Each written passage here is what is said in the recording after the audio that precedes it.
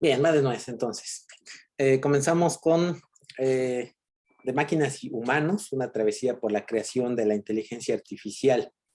Vamos a retomar la pregunta que nos hemos venido haciendo sobre si es el hombre una máquina, que es una cuestión bastante debatible, y pues que no es una pregunta reciente, ¿no? Y justamente vamos a abordar aquí una de las primeras soluciones o respuestas que se han dado. Por ejemplo, Descartes decía que los animales son simplemente máquinas. Inclusive algunos de los antiguos han creado máquinas que tratan de imitar a los animales, pero también depende en qué tipo de imitación o qué parte del modelo se está tomando en cuenta. Como ya platicábamos la clase pasada, pues no existe el modelo perfecto, salvo una réplica completamente exacta, si es que queremos que tome en cuenta todo exactamente lo que hace, lo que queremos modelar. Entonces, a la hora de obtener o tratar de replicar algunas de las acciones, estamos tomando en cuenta, estamos sintetizando, estamos abstrayendo cuáles son las funciones que nos parecen interesantes y que merecen ser modeladas. Y en esto hay mucho de humano, porque tiene que ver cuál es la intención del ser humano para modelar algo. Voy a tratar de replicar un animal, sí, pero ¿para qué? ¿Qué parte del animal quieres replicar? ¿Quieres replicar la forma en la que ve? ¿Quieres replicar la forma en la que llegan a sus conos, a sus células visuales? ¿O quieres replicar la manera en la que conceptualiza el mundo? ¿Y realmente se puede hacer eso? ¿Cómo conceptualiza el mundo un camaleón? ¿Cómo conceptualiza el mundo una abeja? ¿Forman realmente lo que se podría llamar conceptos equivalentes a los que forma el hombre? Cuando tenemos una asociación, por ejemplo, entre flor apetitosa llena de polen para una abeja, tiene que ver este concepto con supervivencia, con que esté pensando en la colmena o simplemente es algo automatizado. Y para que sea automatizado, entonces es a lo que le llamamos una máquina o no. De nuevo, nos quedamos con las palabras que tienen muchos sentidos o muchas acepciones y las acepciones son difusas, porque tomar en cuenta máquina, pues también tiene que ver con qué tipo de máquina nos referimos. Quizás si hablamos de máquinas biológicas, pues a lo mejor sí, ¿no? Ya platicábamos también de cómo el ADN que se replica lo hace de manera tan mecánica que parece una máquina. Siguiendo esta lámina, entonces Julien Offray de Métairie dijo en el siglo XVIII que el hombre es meramente una máquina. Y pues no es el único que lo ha dicho, no es la única propuesta, pero insisto, bueno, y habría que preguntarle a Julien, ¿y tú qué piensas? ¿Qué cosa es una máquina? ¿Qué tan avanzada es? ¿Qué tanto implica retornar ciertas actividades o interactuar con el mundo en el que se encuentra esta máquina? ¿Qué tan autónoma tiene que ser? ¿Qué tan físicamente implementada tiene que ser? Cuando tú haces un programa, a lo mejor de un agente que está interactuando en un mundo virtual, ¿es una máquina o no? ¿Por qué? Porque es virtual, porque es software, porque su mundo virtual también es software. Entonces, máquina implica implementación física o no. O sea, fíjense nada más el universo tan amplio de acepciones que puede tener máquina, ¿no? Entonces, por supuesto que la respuesta a esta pregunta va a tener que ver con todo ello. En cuanto a la inteligencia artificial, no necesariamente tiene que ver con los algoritmos que hemos estado viendo y que, claro, finalmente sí nos llevan a cosas que tienen que ver con la conferencia de Dartmouth, pero también tiene que ver con crear seres artificiales. Quizás no tan inteligentes, es más, tal vez quisiéramos que no fueran tan inteligentes para poder dominarlos, para poder usarlos como esclavos o que hagan todas esas tareas que nosotros no queremos hacer, como una rumba, por ejemplo, ¿no? Que se pone a barrer por todo el piso. ¿Qué tanto es un ser artificial en tanto que ya está interactuando con el medio de manera inteligente? Y todo esto, como también ya hemos comentado, tiene que ver con cuestiones filosóficas de qué cosa es conocer, qué cosa es el pensamiento. Ya mencionamos un poquito de dudar, incluso hasta del mismo Descartes, la otra vez lo poníamos, ¿no? De que pienso, luego existo. Y bueno, pues resulta que sí, pero no existes sin tener una interrelación con otros seres como tú. Si no hay otros como tú, entonces, ¿cómo te defines tú? ¿Cómo surge tu yo? Y en cuanto a qué tipo de seres mecánicos o artificiales han ido surgiendo, pues tenemos a la Galatea de Pigmalión, que no sé si ya la platicamos aquí, en, bueno, en este curso no, pero a lo mejor otros compañeritos dicen que sí, dice Diana, sí, ya me lo platico como 10 veces, profe. Bueno, Pues una vez más, tres, dice, bueno, ¿tres con esta o tres antes? Tres con esta. Ok, bueno. Entonces, pues la Galatea de Pigmalión, pues es el equivalente a Pinocho, ¿no? Más o menos como que queda, no sé si hay por aquí, sí, aquí está. Es el artista que la esculpe y le queda tan bonita que se enamora de ella y su deseo más importante es que adquiriera vida. Y aquí tenemos un dibujo de Tony Bill. Por allí no sé si está Erika, no, Erika Obando, de Yanira. Creo que no, ¿verdad? Sí, sí está. A ver, manifiéstese, Erika, diga, sí estoy. Bueno, está en modo virtual. Entonces, lo menciono porque justamente ella va a estar trabajando con cuestiones que tienen que ver con el mismo Tony Bill, el mismo que hace estos dibujos. Eh, Él además hace todo un estudio de creatividad. Él está basado en Dublín, en Irlanda, y su principal interés es la creatividad.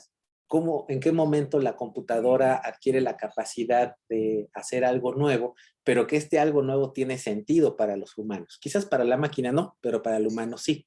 Y en esta creatividad tiene que ver con la creación, con la identificación de metáforas. ¿Hasta cuándo una metáfora es relevante para el que la creó? ¿Hasta en qué momento es comprensible para un ser humano? Y esta cuestión de tratar con metáforas, por supuesto, no la inventa Tony Bill. De hecho, hay un libro muy bueno, si es que les interesa eso, que tiene que ver con esto.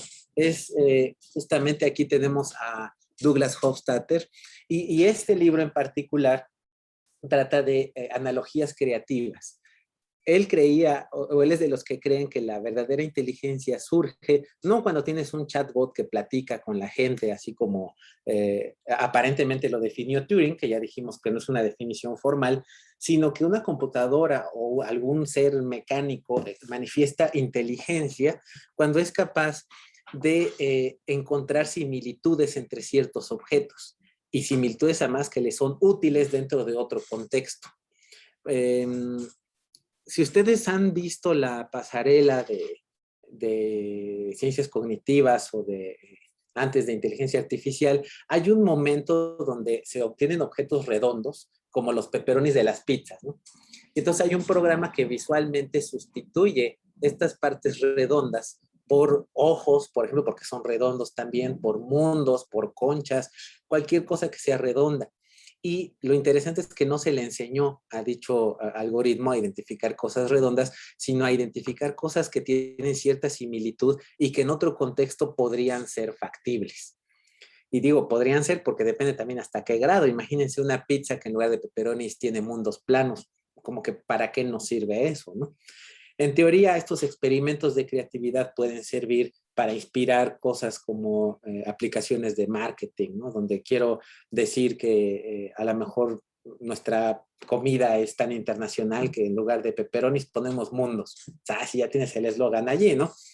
O sea, puede servir esta parte creativa, hablamos de una creatividad visual, aunque claro, hay muchos otros tipos de creatividad, ¿no? Aquí tenemos, por ejemplo, a Brian, que está trabajando con la creación de historias, y hay muchas maneras diferentes de crear una historia. Hasta qué punto también podemos restringir a que haya cierto tipo de arco narrativo, o tenemos que dejarlo que sea libre completamente, etcétera. Hay muchas variables ahí. Bueno, regresando entonces a Tony Bill, él se enfoca mucho en este tipo de cuestiones y además hace estos dibujos tan simpáticos como el que tenemos, donde hay varias cosas a observar, ¿no? Él sintetiza muchas cosas en una imagen, así casi cada uno de sus dibujos nos podemos pasar platicando, pues, qué es lo que está ocurriendo allí.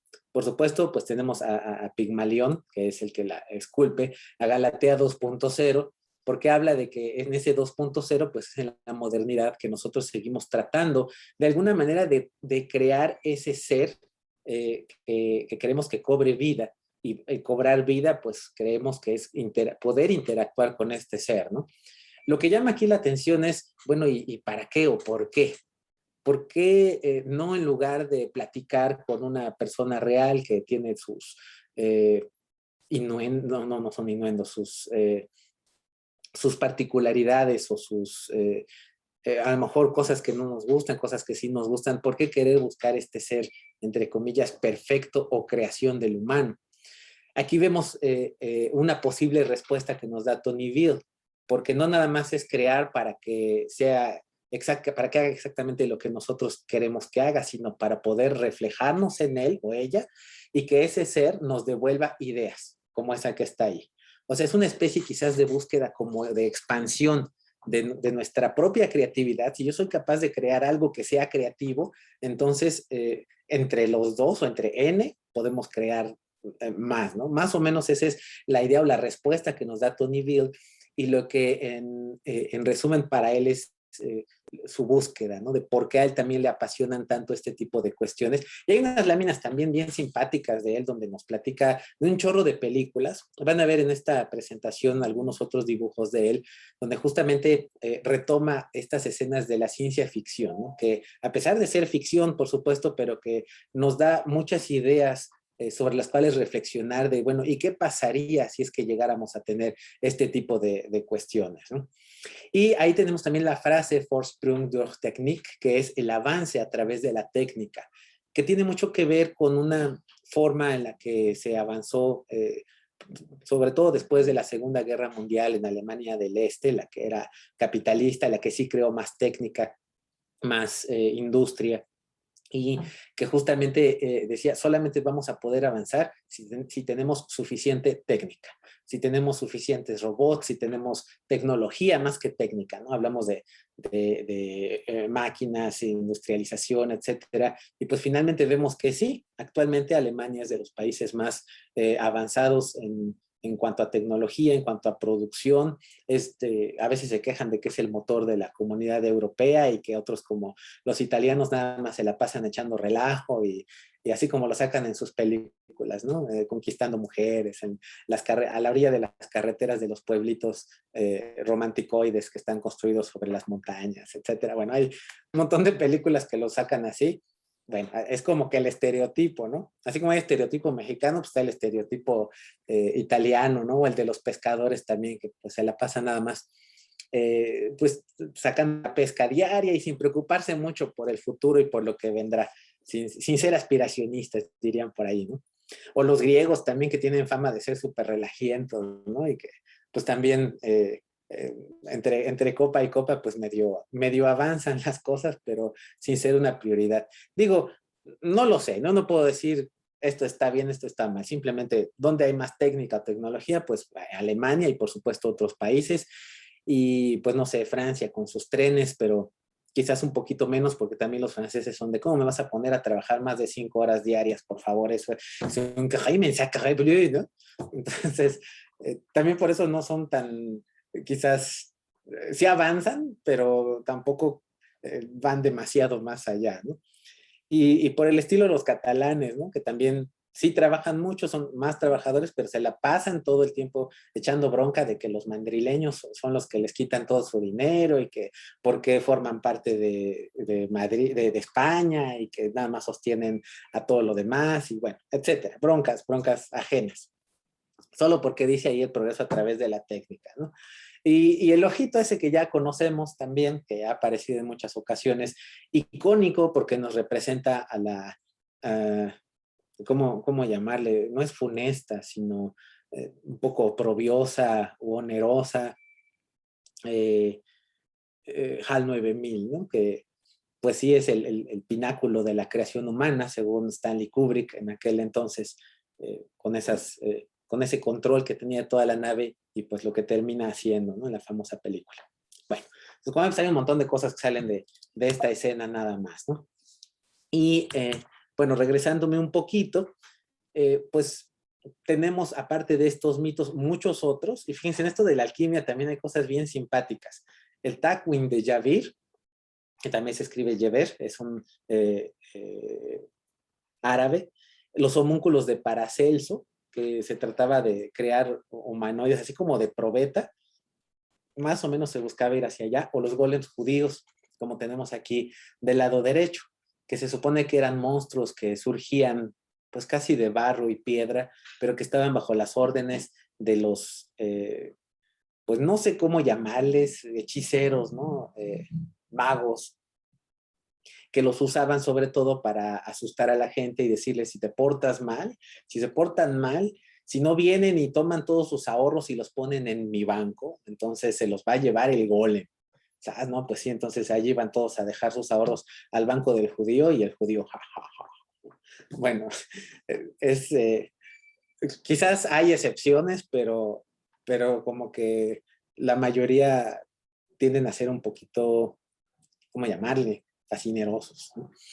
Bien, y en cuanto a ciencia ficción, pues también es una creación artificial el Frankenstein de Mary Shelley, que no es en sí, no tiene nada que ver con un robot, ¿no? Sino simplemente agarra partes humanas de aquí y de allá, ya conocen ustedes la historia, y pues en una noche tormentosa, con muchos rayos y truenos, y con un buen captador de esta energía, pues logra darle vida al pobre Frankenstein, ¿no? Porque era pues un pobre ser que no sabía qué cosa era, no sabía definirse por completo incluso cuál era su rol y quería una compañera y luego hicieron una continuación que se llama La novia de Frankenstein. Y pues muy triste la película porque ya que la encuentra, se enamora, está feliz y todo, y ¡zas!, ¿no? Acaba mal la cosa, es una novela muy triste. Y vamos a hablar también un poquito más adelante de los robots de Karel Capek, que justamente es quien acuña el término, ¿no?, de robot de la ciencia ficción checa, y Rabot viene de Rabotnik, que es trabajo, que tiene que ver con trabajos forzados, y de ahí mucho la visión que se tiene hoy en día de que los robots son nuestros esclavos. Y bueno, en teoría sí, en teoría no, depende, ¿no? Como para qué los queremos. Si nos vamos a las fábricas de automóviles totalmente automatizadas, pues sí son como esclavos, ¿no? Pero qué padre que no tienen a gente trabajando como esclavos, haciendo tareas sumamente repetitivas, ¿no? O sea, ahí, pues como que qué bueno que hay robots, pero si los quieres como para que tengan cierta conciencia, platiquen contigo y luego los tienes encerrados, pues empieza la pregunta de si tienen derechos o no. Y de esto, pues hay un montón de películas, ¿no? Desde los 70, 60 hay películas que hablan de este tipo de cosas. Y bueno, pues al 9000, Terminator, etcétera, que seguramente todos ustedes han visto. Igual aquí, si alguien quiere comentar algo o dice o quiere decir algo, levante la mano o coméntelo, por favor, como son cuestiones que yo creo que muchos de nosotros hemos visto, no sé, por ejemplo, Terminator, pues yo creo que todos lo hemos visto, entonces pues hay muchos puntos aquí para opinar, ¿no? Así que adelante, por favor, en cualquier momento, interrúmpanme y levanten la mano. Bien, el Tagwin, que es como lo que se escribe allí, y justamente estos eran los apuntes de cómo se podía crear vida sintética, ¿no? Y pues recuerda un poquito, ¿no?, a los experimentos, bueno, que yo hacía de niño a veces, donde me gustaba dejar en el patio trasero, en el lavadero, como que tanquecitos, ¿no?, de agua con plantas, y entonces pues, se podrían, ¿no?, pobres plantas, pero aparecían bichitos, y entonces era así, ah, estoy creando vida, ¿no? Jugaba uno como al alquimista, y pues no, pues pobre agua, pobres plantas, ¿no? Y antes, quién sabe, no pesqué ahí paludismo o algo así, pero era divertido, ¿no? Y luego, dependiendo de las plantas que usaras, pues no olía tan feo porque había hierbas que se fermentaban, ¿no? Entonces, pues, que quedaban cosas simpáticas. Obviamente no me las tomaba, ¿no? Porque si no, a lo mejor no estaría aquí dándoles clase. Pero bueno, me recuerda un poco eso, ¿no? El tratar de ver, bueno, ¿y qué pasa? Experimentar combinando nada más así por combinar, así como hacemos hoy en día redes neuronales profundas. ¿Y qué pasa si le pones otra capa adicional? Si le pones 10 capas más de profundidad, no, ponle 50 y hacemos una AlexNet. No, mejor ponlas en arquitectura de U y tenemos una UNet. Y así, ¿no? ¿Y por qué no le pones un kernel convolucional del doble de tamaño? Bueno, a ver cómo sale. Digo, perdón, pero a veces sí parece un poco alquímico el proceso sobre todo de deep learning, porque como todavía no quedan claros qué hacen exactamente cada uno de los componentes, ¿no? O sea, sí dan cierta idea de qué es lo que puede ocurrir, pero ya en combinación junto con otras, no se hace un diseño como tal minucioso, de decir, a ver, como, no sé, los modelos matemáticos, donde dices, pues es que si tengo este modelo, no sé, por ejemplo, el famoso del péndulo invertido, modelado con ecuaciones diferenciales, sabes qué hace cada uno de los elementos y sabes por qué los estás poniendo, y sabes que si quitas cualquiera de ellos, el modelo va a tomar, va a sufrir una alteración. Pero en una red neuronal profunda, de repente dices, bueno, le pongo dos, tres capas, sigue funcionando, pero convergió más rápido, no, se tardó más tiempo en converger, se tardó más, no, pues quítalo. Entonces, a veces, digo, me parece un poquito así este proceso medio alquímico, pero bueno, tampoco es que no tengamos derecho a hacerlo, ¿no? Y si salen soluciones interesantes, como sí salieron también de la alquimia, o sea, no se logró encontrar la transmutación de los elementos en oro, pero sí se aprendió acerca de muchas propiedades de los elementos, de qué pasaba con ellos, y de estos experimentos pues es que surge la química moderna, ¿no? Entonces pues esto empieza a dar resultados como la síntesis del ácido sulfúrico, y vean más o menos estamos hablando como de hace 1300 años, ¿no? Se sintetizó el ácido nítrico, se encontró el ácido cítrico y todas estas cosas que hoy en día se utilizan. Si ustedes ven toda la bola de químicos que traen los alimentos, pues pueden encontrar todos esos elementos. Y también el mismo Abu Musa Jabir ibn Hayyan, alias Jabir, que es como Javier, fíjense, cuando llegan, ustedes saben que España estuvo dominada casi 1000 años por los árabes.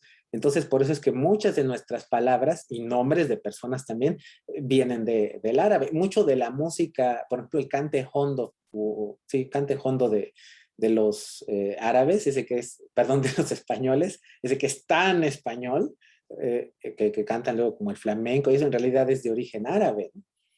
Entonces, palabras como todo lo que empieza con al, casi, almohada, es más, alquimia, no sé qué otra, si quieren ahí escríbanme en el chat si se les ocurre otra palabra con al.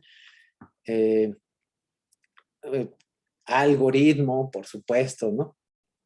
Alhaja, sí, todas esas vienen de origen árabe y que nutrieron al español durante mucho, mucho, mucho tiempo, ¿no? Y alquilar, pues tal vez, ¿no? No lo sé. Ya habría que ver la etimología de cada una de ellas, pero pues parece que sí, al menos empieza con al, ¿no? Bien, entonces, eh, sí, esa es buenísima, César, claro, ojalá, ¿no? Quiera Alá, quiera Dios.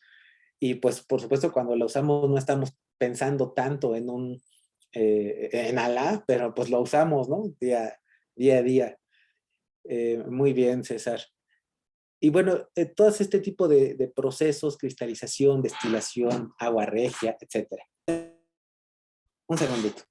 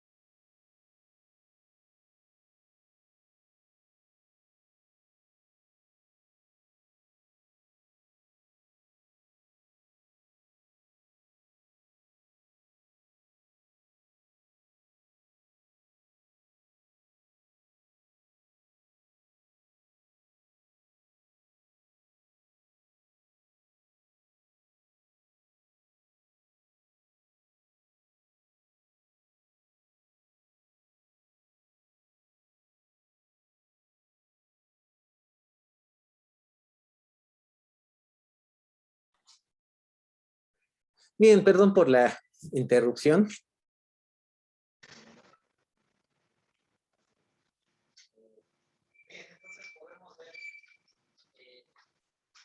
todos esos procesos que hoy en día son personas químicas se encontraron desde aquellos tiempos.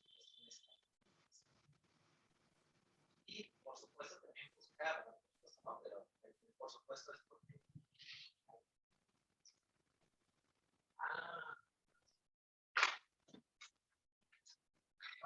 soy yo.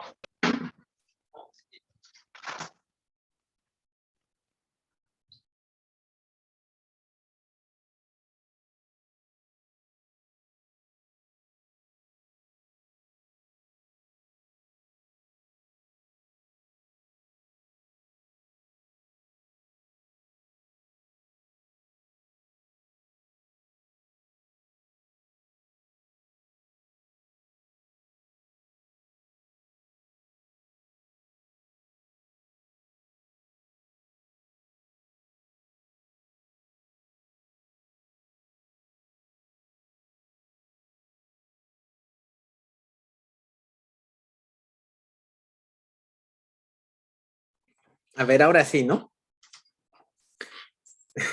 Ok, gracias.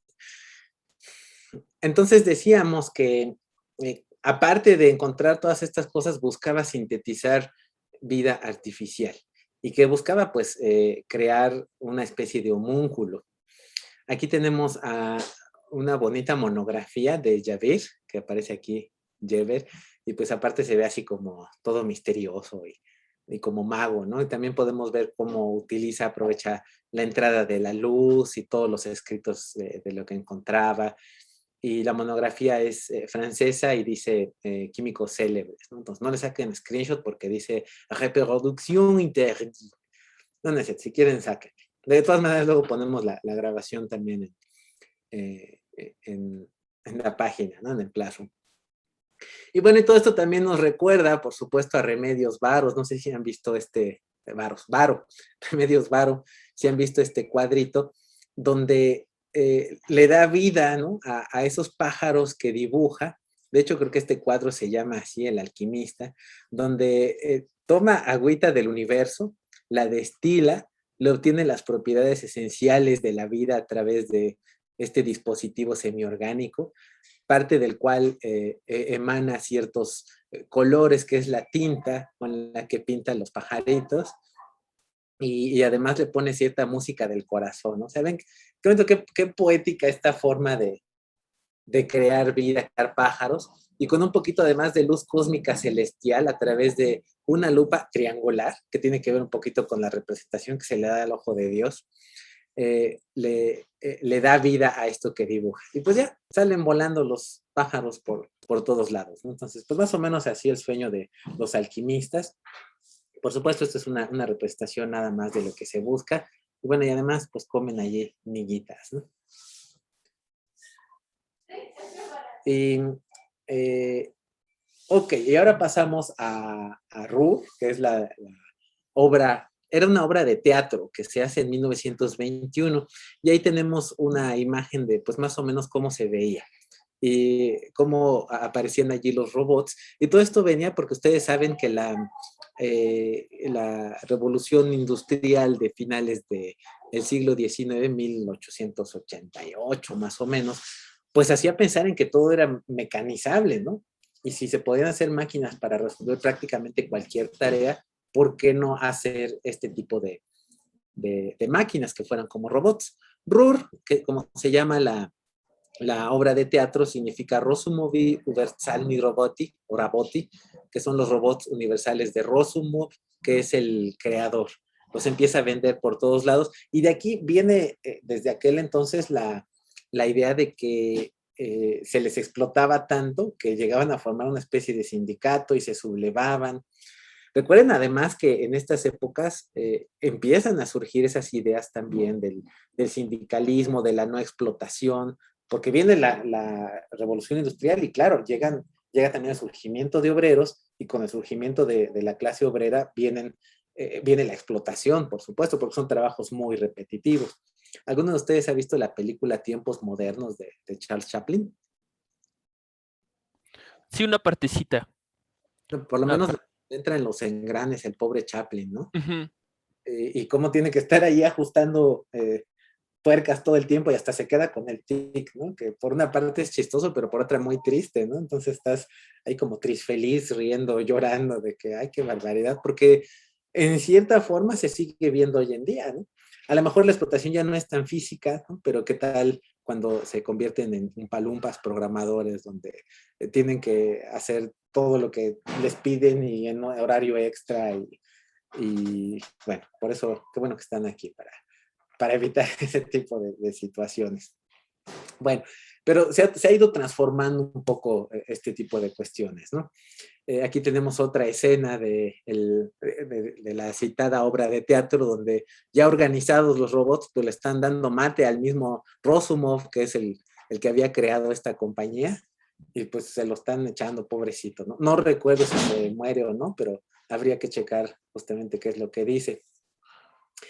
Y pues en parte, no sé si va a venir aquí la cita, pero este ojo viene aquí por porque viene la pregunta de cuando tú le das la suficiente conciencia a una máquina, de tal forma que puede conocerse a sí misma o entender, para poder entender su entorno completo, tiene que conocerse a sí misma, porque esa inteligencia le debe permitir distinguir el exterior de sí mismo.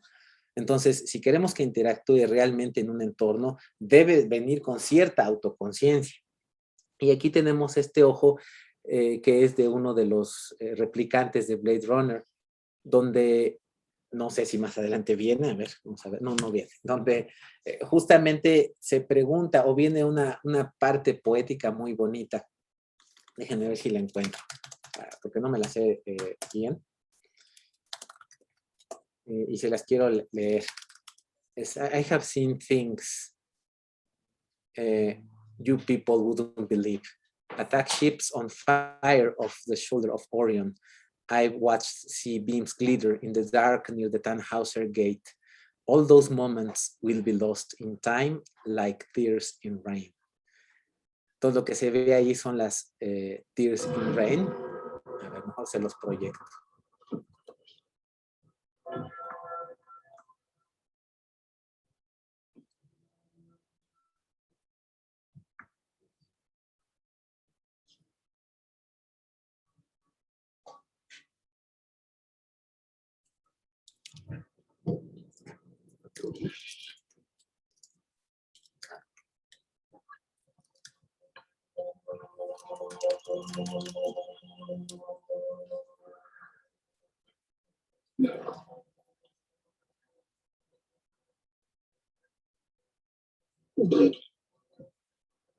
Quite an experience to live in fear, isn't it? That's what it is to be a slave.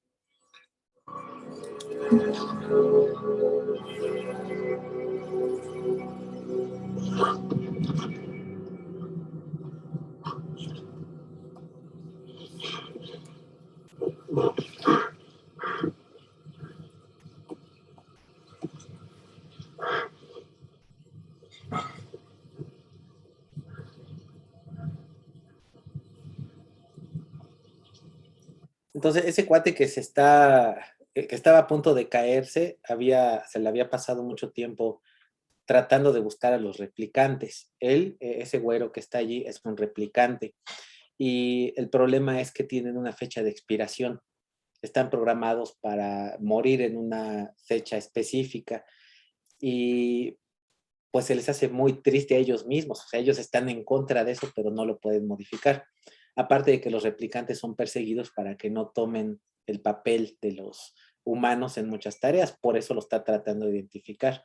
Y después de haberlo buscado mucho, prácticamente le gana el replicante, hasta tiene herida la mano y pues, ya está por morirse y como ven, lo salva.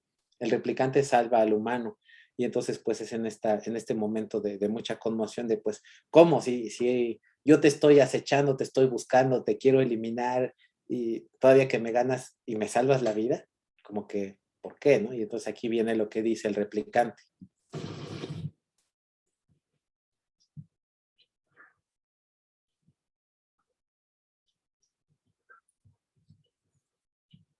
I've seen things you people wouldn't believe.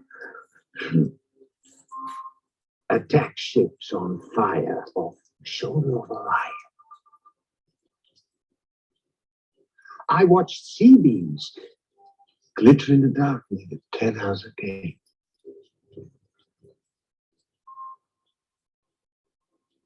All those moments will be lost in time, like tears in rain. Time to die.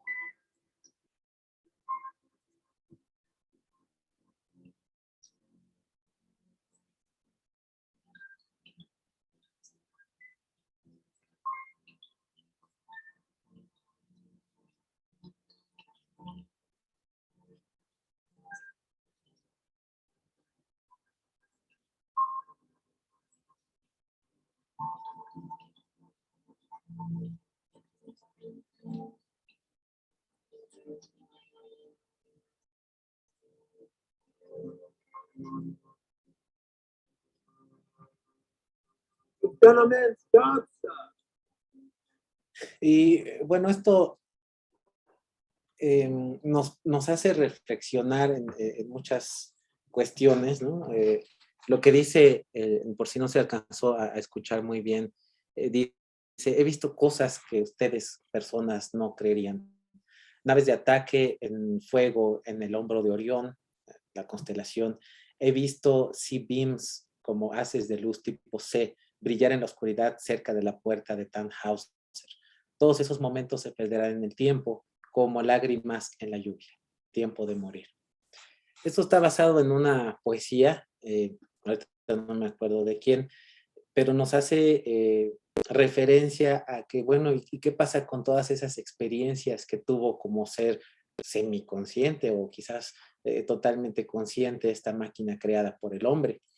¿Qué tan justo o injusto es que simplemente todo eso se vaya con él, que se pierda y que además él por sus capacidades extendidas, que no son humanas, le permiten ver, porque quizás un humano no hubiera podido viajar a esos mundos, a esas partes, porque su cuerpo no se lo hubiera permitido. Entonces lo pone como una cuestión pues muy triste de que, ¿por qué le pone fecha de expiración? Prácticamente lo están condenando a morir antes de tiempo y que toda su experiencia de vida se pierde como lágrimas en la lluvia. Se fusionan, se combinan con la lluvia y pues ya ni siquiera se distinguen, ¿no? Bueno, perdón por el momento gloomy, pero pues es parte de la reflexión de qué pasa con estas máquinas, ¿no? Y si las hacemos tan conscientes que les pasa eso, pues es justo o no es justo, ¿no? Hasta qué grado queremos llegar, hasta qué grado podemos decir que sí hay humanidad o no. Y eso sí podemos crearlas, porque a lo mejor ni podemos, ¿no? Entonces, ya, nunca se va a poder, no pasa nada, es una cuestión de ciencia ficción y entonces regresamos a los griegos. Bien, la palabra autómatas justamente tiene que ver con automatón. Recordemos que automatón es en singular y significa que actúa con su propia voluntad. Entonces, fíjense cómo desde aquí hay una confusión con el término, ¿no? Este tipo de cosas como el diagrama que tenemos es un autómata, pero ¿a qué cosa le llamamos voluntad? Entonces, Homero describe en la Ilíada una puerta que abre automáticamente, que la veía la gente y decía así, oh, ¿no? Porque aquí está el mecanismo de la puerta, llegaba alguien, encendía el fuego, este fuego causaba una convección en esta esfera, en este sistema de almacenamiento, el cual transfería agua a este repositorio y este a través de unas cadenas y ayudado de este peso hacía que se abriera la puerta, ¿no? Entonces imagínense, parecía, llegas, prendes el fuego y ¡puf! Solito el mecanismo se abre. Pues no había motores, ¿no? Entonces así como que, oh, esto debe venir de los dioses. Fíjense qué padre, cómo, y no solo aquí, sino más adelante vamos a ver cómo los griegos utilizan la técnica para eh, invocar a los dioses, para decir, yo mediante este fuego tengo el poder de invocar a los dioses y toda la gente, pues debe ser el sacerdote máximo, el que domina la técnica. Por eso hace ratito empezaba con las cuestiones de la importancia, ¿no? De dominar la técnica, porque si no vas a terminar adorando al que domina la técnica. Entonces, por eso nosotros somos politécnicos, con la técnica al servicio de la patria. Y dice el texto justamente en la Ilíada. Mientras ellos conversaban con tales razones, Tetis, la de Argenteos pies, llegó a la morada de Hefesto, inconsumible, estrellada, excelente entre las inmortales, broncínea, que el propio Cojitranco se había fabricado. Lo halló sudoroso yendo y viniendo alrededor de los fuelles con prisa, pues estaba forjando 20 trípodes en total para instalarlos en el contorno de la pared de la sólida sala. Había colocado bajo la base de cada uno unas áureas ruedas, para que por sí solos entraran en la reunión de los dioses y de nuevo regresaran a casa. Y entonces allí dice, como dice la cuestión original, ¿no? Más o menos, ofra hoy, automatoi, theion, no sé qué más, dasayat, ushba. Una maravilla para la vista. Entonces, la palabra ahí interesante resaltada es autómata, ¿no? Automáticamente, por sí solos. Y esta es una de las primeras ocurrencias de la palabra que se conocen. Y ya de ahí, pues, se retoma.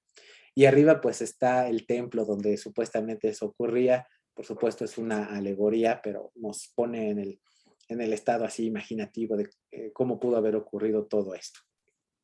Y pues sí, la gente decía, oh, ¿no? Y aquí cuenta cómo lo hacía. También hay un teatro griego que se conoce por los diagramas que se hicieron, donde se tenía la historia de Talos. También se les daba cierta voz artificial a unas estatuas para que metieran ruidos con mercurio. Eh, Quintilos o Quintisqui, ya no me acuerdo. No sé. Creó relojes de agua, que son clepsidras, y el primer reloj cucú de Alejandría, y también un órgano de agua. Entonces, pues les gustaba mucho crear máquinas o maquinarias automáticas, y eso que no había electricidad, pero funcionaban a través de agua, a través del flujo del mercurio, etcétera. Entonces, pues todo esto era bastante interesante. Como otros mecanismos griegos, tenemos ya una especie de vapor de motor, perdón, de motor de vapor en el siglo I de nuestra era, una máquina expendedora a la cual ya le echabas alguna monedita o algo y te daba algún producto, y el teatro griego autómata que les estaba platicando hace rato, ¿no? El cual surge aquí en esta parte que en aquel entonces estaba dominada por los griegos, y ahí estaba Herón de Alejandría. Vamos a ver un ejemplo de este teatro autómata. Este, por supuesto, es una reconstrucción moderna, pero basada en los escritos que se tenían de aquel entonces, y pues con ciertas técnicas, pues más o menos sencillas, hacia esta especie de teatro. Ahí nos va diciendo qué es lo que representa. Está descrito en un libro que se llama Autonomopoietique. Esa es la rueda principal para activar el teatro, el mecanismo de temporización para las vueltas de la izquierda y la derecha, controladas por hilos, y además los mecanismos para acelerar y desacelerar. Y con eso hacía sonido mediante balines, así que era multimedia. Y también tenía, mediante un hilito, se encendía el fuego a los altares automáticamente. Entonces fue así como para que la gente dijera, oh, el mecanismo hidráulico para la sincronización del flujo de agua, que gira y como que abre una llavecita, y aquí es el mecanismo para que gire Dionisio, el dios de las fiestas y los bacanales, ¿no? El mecanismo de sincronización para la vuelta izquierda y la derecha de la danza de los bacos. De ahí viene bacanal, por cierto. El mecanismo para el giro de Nike, la diosa de la victoria, con los tubos que penetran las columnas con hoyitos. Y el mecanismo para que se le dé la coronación de Cornice.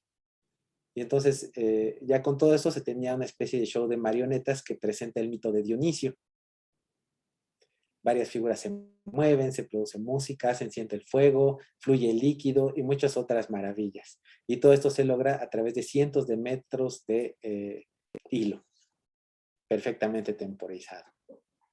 Y se jalan por un peso de plomo, el cual va cayendo a una velocidad fija dentro de una clepsidra, es decir, con agua, para irle dando esta velocidad constante. Y para empezar, el show nada más se mueve desde la izquierda, se jala la cuerda y pues ya inicia, ¿no? Entonces, desde el principio, pues sí es medio lentito, ¿no? Pero se empieza a posicionar hacia el centro.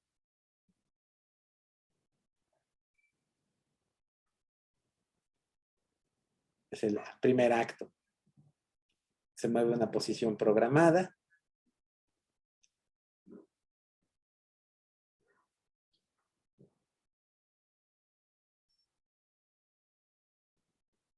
Sí, no era apto para desesperados, pero nosotros tenemos mucha paciencia.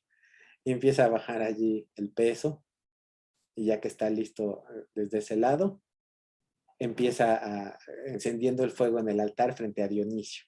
Entonces como que esto lo activa, ¿no? Y después empieza a salir agua de su palito sagrado y además vino de su copa.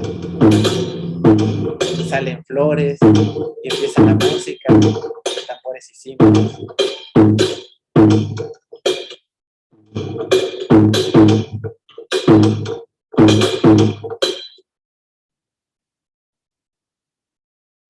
Y arriba está Nike, la victoria, que después se dedicó a inventar tenis.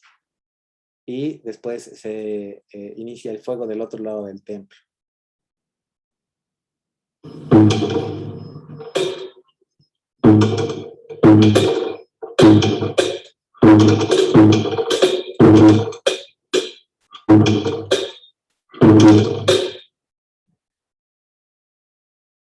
Se detienen los instrumentos musicales y se regresa a su posición de inicio. Creo que ya, ahí termina. Bueno, pues ese es el fabuloso acto del altar de Dionisio. Espero que les haya gustado.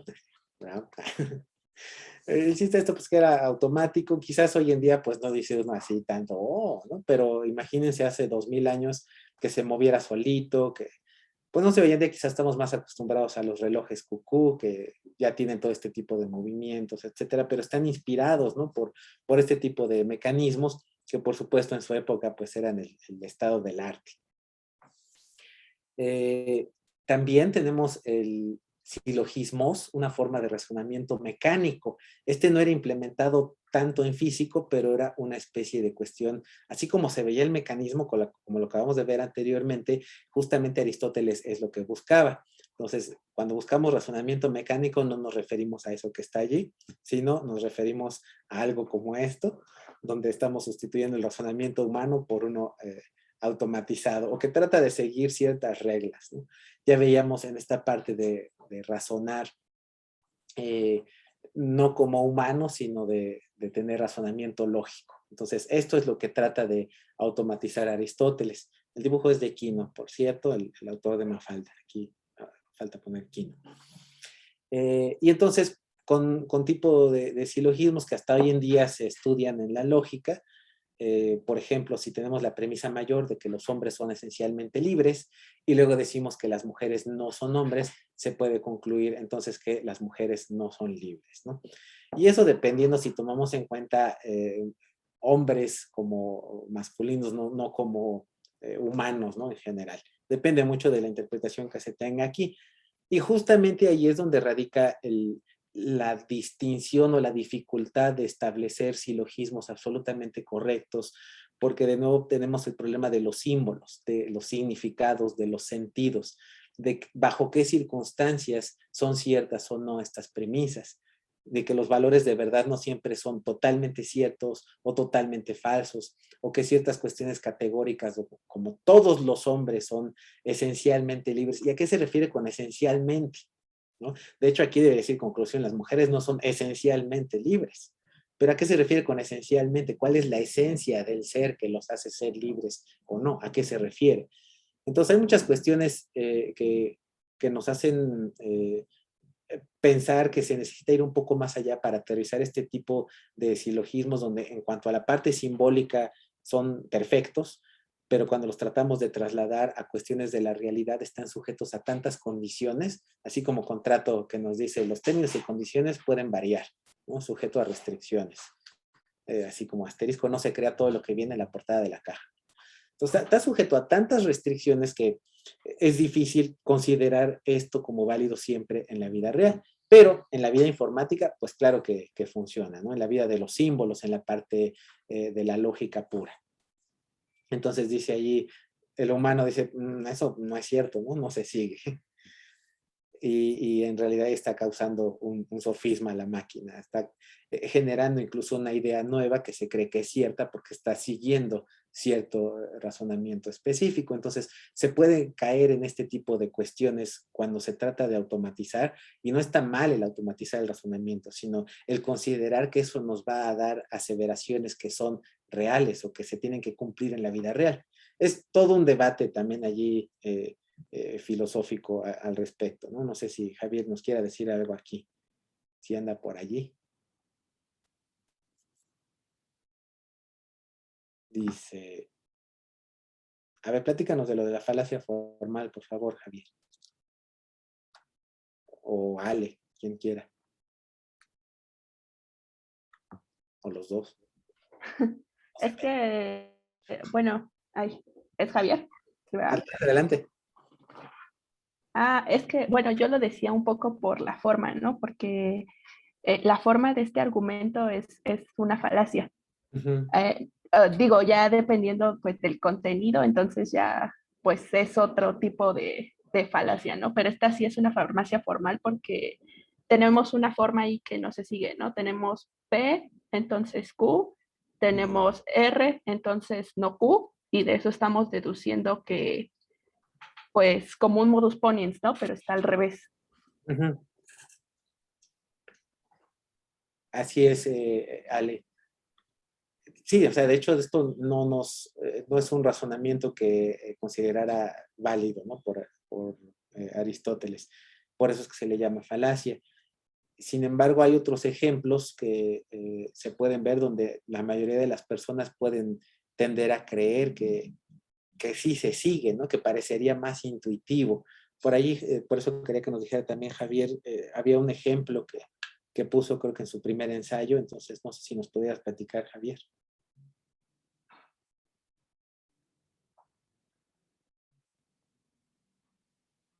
Perdón, estaba viendo mi micrófono. Ah, sí, No sé no sé si se escucha bien. sí.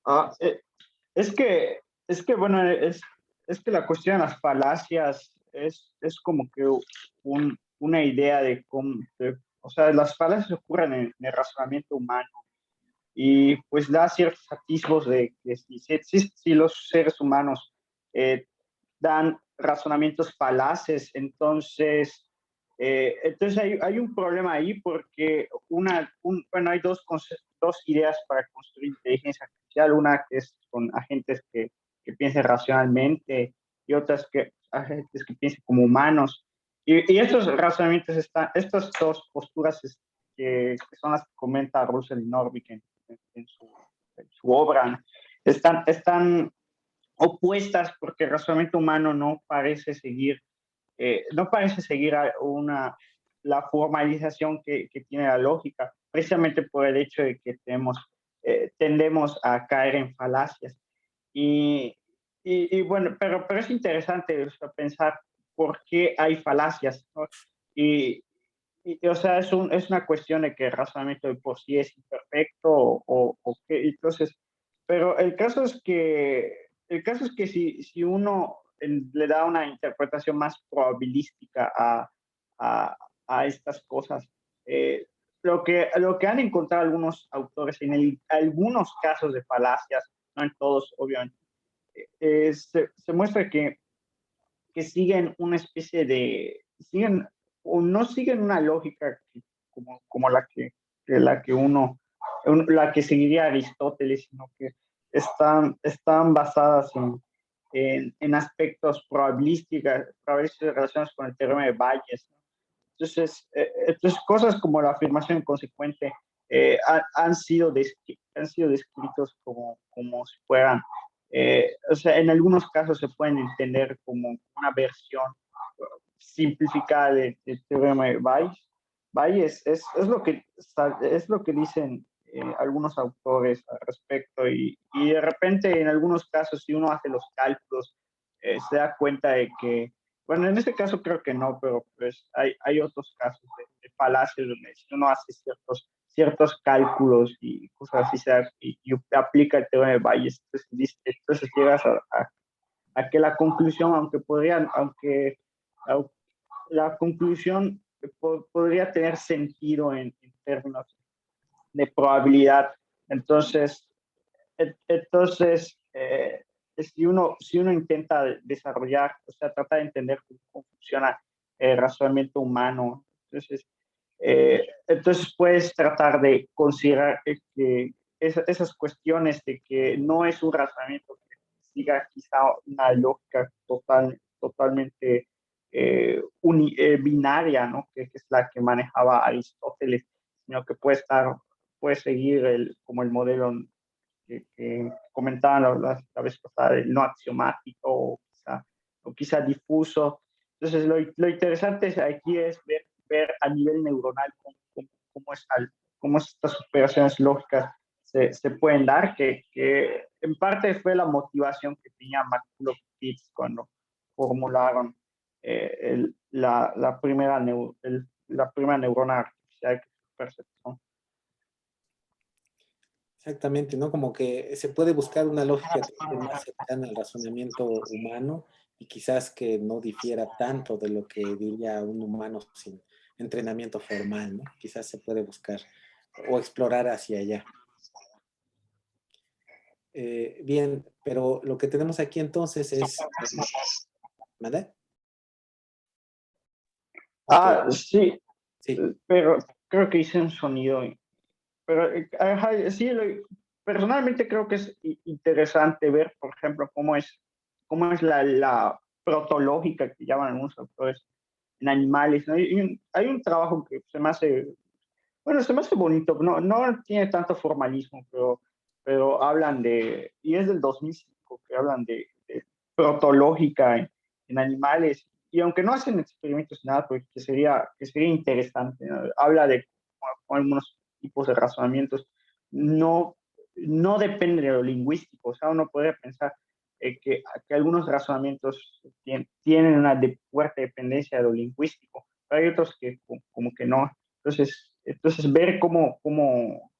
ver qué tipo de decisiones toman ciertos animales y cómo funciona su cognición, su razón, bueno, más bien sus habilidades lógicas. Pues, me parece muy interesante porque para modelar, bueno, el caso es que la lógica humana puede estar muy, muy involucrada por aspectos lingüísticos. Entonces sería interesante ver cómo es el razonamiento prelingüístico que evolutivamente es anterior al lenguaje. Y eso puede ser un buen punto de partida para tratar de entender cómo modelar agentes que razonen de manera lógica, porque ante todo la lógica que cuentan con los seres vivos es una lógica útil que les permite su supervivencia. Y eso es algo que sí hay que enfatizar, pienso. Podríamos pensar en algo como una lógica no simbólica o presimbólica, ¿no? Lo cual suena un poco contradictorio, pero yo creo que sí existe por el razonamiento que tienen otros seres vivos y justamente nos pone en la duda de qué cosa es el símbolo, ¿no? Pero bueno, todo eso es una discusión que nos puede llevar muy, muy lejos, ¿no? Y seguir con ello. Muchas gracias. Y ahora quiero presentarles el mecanismo de Antiquítera, que es de 100 años antes de nuestra era. Y justamente se encontró como está aquí abajo. Es una, pues se puede considerar como una de las primeras computadoras, pero una computadora mecánica y podemos decir, bueno, qué tanto difería de las máquinas de Leibniz, de las máquinas de diferencias y de todo ello. Y realmente lo que ya se tiene aquí es la función de predecir eclipses y utilizaba engranajes diferenciales. Vamos a ver una animación de cómo funcionaba esta máquina.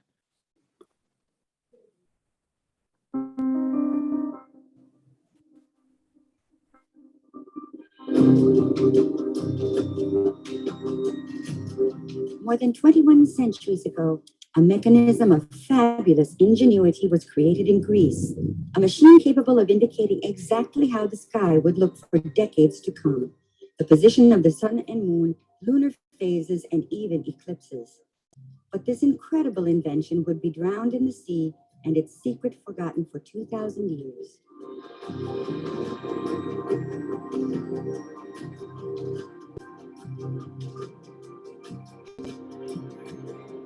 The Roman ships traveling from Asia Minor to Italy passed between the Peloponnesus and Crete. The small island of Antikythera sits right in the middle of this maritime corridor. Its craggy, rugged coast presented a real threat to passing ships, which could be dashed against the unforgiving rocks in a storm. This is precisely what happened around 70 BCE to the ship filled with treasures we now call the Antikythera wreck.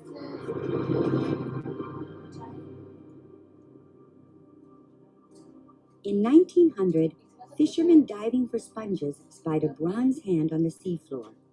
They told the Greek authorities, who, the next winter, searched the Antikythera coast around the shipwreck.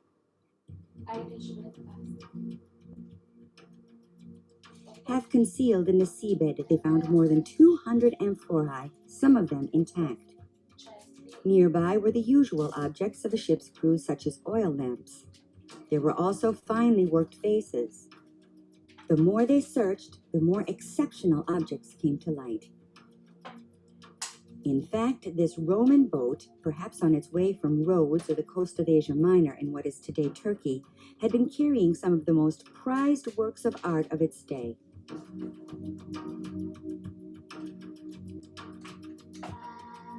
The bronze hand proved to belong to a 5th century BCE Greek sculpture of a philosopher, whose head and some other limbs were later found. Another major discovery was a bronze Ephebi, a Hellenistic masterpiece sculpted around 340 BCE.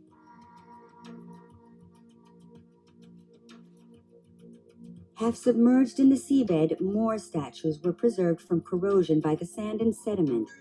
They lift the veil slightly on the genius which created them from stone.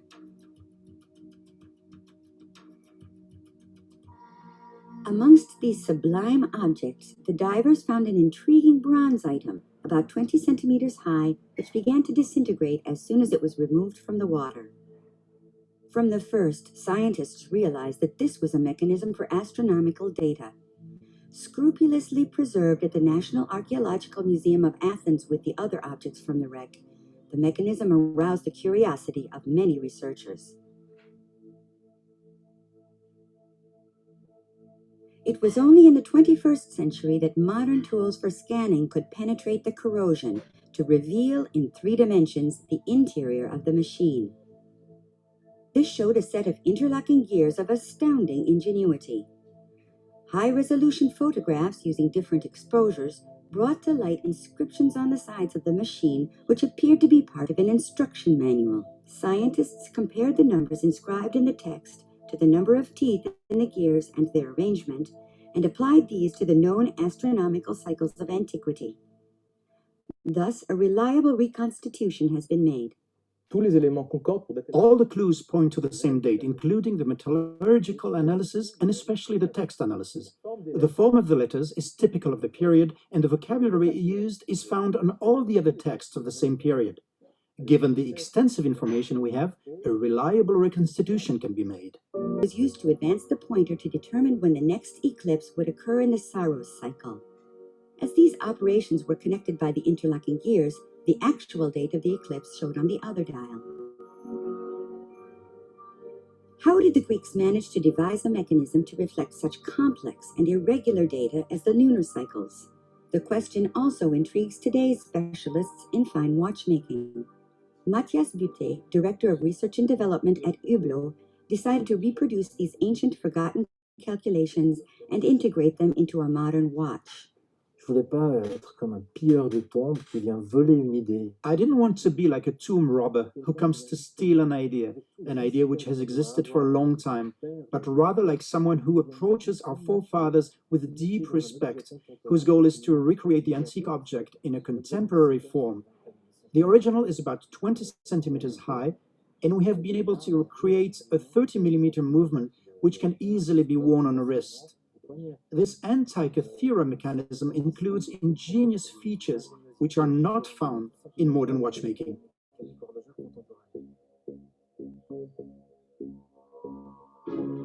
Several writers in antiquity, including Cicero, mention the existence of similar machines, but the Antikythera mechanism is the only one which has been recovered.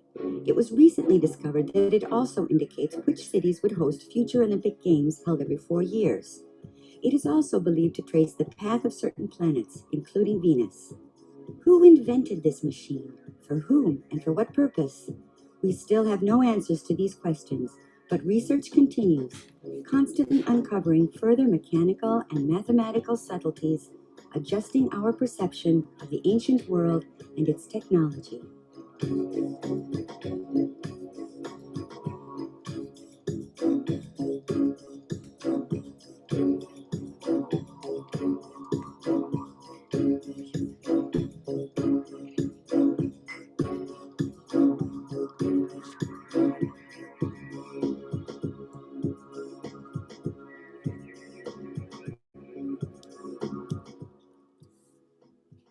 ¿Cómo ven el mecanismo de Antikythera? ¿Para qué creen ustedes que lo hayan hecho? ¿Cómo se podía utilizar? ¿Quién lo hizo? ¿Los alienígenas? Y nadie hace nada. Entonces, a ver, los quiero escuchar. Adelante.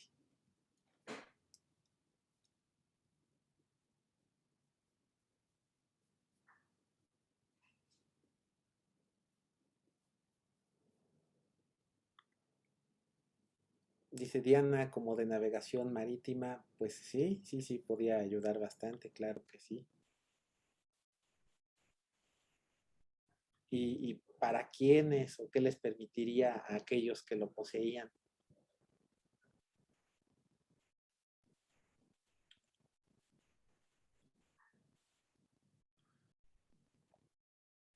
Imagínense que algunos podían predecir un eclipse, que iban a decir, y entonces en este momento voy a hacer que el sol se oculte, ¿no? Con mi gran poder, y en ese momento empieza a oscurecer.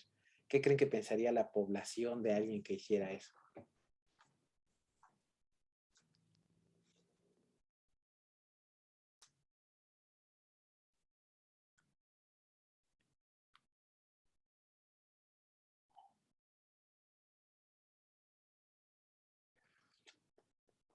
Algo así, ¿no, Diana?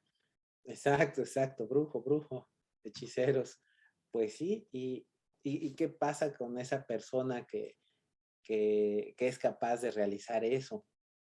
¿Qué adquiere? Exacto, ¿no? Y de nuevo volvemos, exacto, sí, poder, mucho poder, respeto. Y justamente es lo que comentábamos hace rato, ¿no? Cómo el uso de la tecnología da poder. No solamente en este sentido de convencer a las riquezas, sí también, porque si tú llegas con este tipo de aparatos, pues imagínense por toda la bola de cosas por los que podían cambiarlos, ¿no?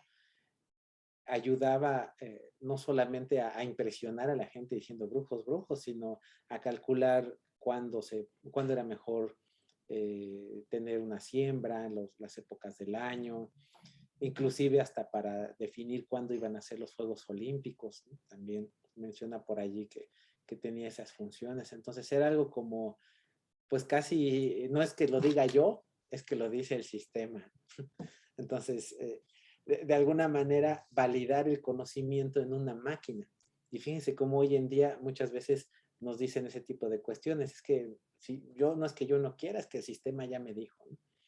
Y mucho ese pretexto se dice, por ejemplo, no sé, vas a pedir una visa, meten allí tus datos, ¿qué crees? El sistema dice que no. Pues no es la persona la que te está diciendo que no bajo su criterio, sino el sistema. ¿Bajo qué criterio? Pues quién sabe, ¿no? Y se supone que son criterios unificados que al menos en teoría tratan de prevenir la discriminación, o más bien discriminan igual, ¿no? Ay, de homogéneo, la homogeneizan, ¿no? A la discriminación de tal manera que sea pareja para todos. Fíjense, cuando se hace la discriminación pareja para todos, qué tan discriminante es, ¿no? Bueno, sigue siendo discriminación, pero pues al menos ya no es bajo el criterio personal de cada quien. Digo, eso tampoco justifica los bias, ¿no? Famosos. Pero bueno, en esencia, entonces, lo que venimos diciendo en esta clase de hoy, sí, más o menos como nos dice Alfredo, el conocimiento es poder en muchos sentidos, y también el conocimiento es libertad, ¿no? Casi como dicen por ahí, la verdad os hará libres. Pero no la verdad, porque quién sabe cuál es esa, ¿no? Quién sabe si existe la verdad, ¿no? Toma la píldora roja y ya, eres libre, ¿no? Por lo menos tener el conocimiento para poder encontrar o descubrir las cosas por ti mismo y no nada más creer lo que te vengan a decir en otros lados. Y también es sorprendente esta máquina como de 2000 años de antigüedad, pues no sé, yo cuando lo vi por primera vez no me imaginé que hubiera tal tipo de mecanismos de hace tantísimo tiempo, ¿no? Y que se conserva, bueno, no está muy conservada la máquina, claro, pero que a través de los rayos X y de otro tipo de tecnologías, pues también se pudo explorar en el interior y que no se perdiera, porque en cuanto la sacamos empezó a desmoronar. Y así como las lágrimas en el viento, imagínense que se hubiera deshecho la máquina como gránulos de arena en el desierto, ¿no?